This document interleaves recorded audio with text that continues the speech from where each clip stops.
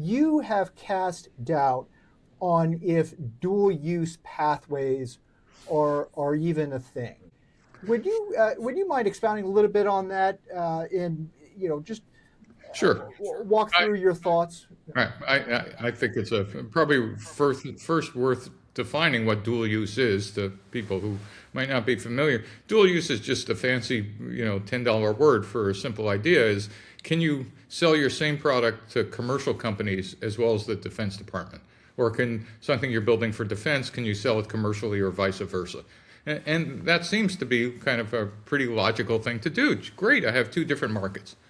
Well, if you remember way back when in my preamble, the commercial sales and defense sales look nothing like each other. So number one is you need a different sales force. Number two is reaching those people are completely different. Oh, great. So your marketing dollars or whatever you're going to spend to create demand, completely different. Oh, the DoD has security and paperwork that you would never believe. Commercial terms are different and have different security and whatever. So there's just a big chunk of overhead that is, there's no economies of scale.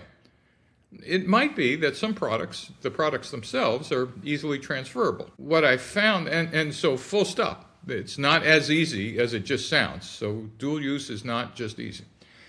The second part, and the one that matters, is VCs, venture capitalists who invest in defense, have strong opinions on both sides. And so I believe kind of which one should you do?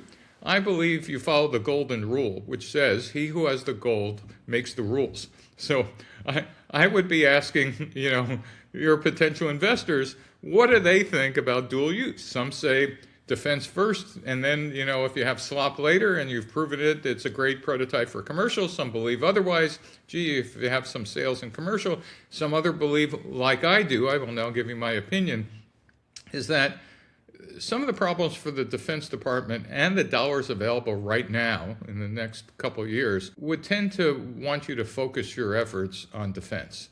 So my personal opinion, though again I'm not the one writing the big checks, would be I would find big scalable defense problems and focus on that. And then later on, if there are commercial ways to do that when you're large enough, usually as a startup, it's kind of, I won't say impossible, but very difficult to do with limited resources, both of those distinct markets simultaneously in your early days. That's my 2 cents. But again, I was being serious.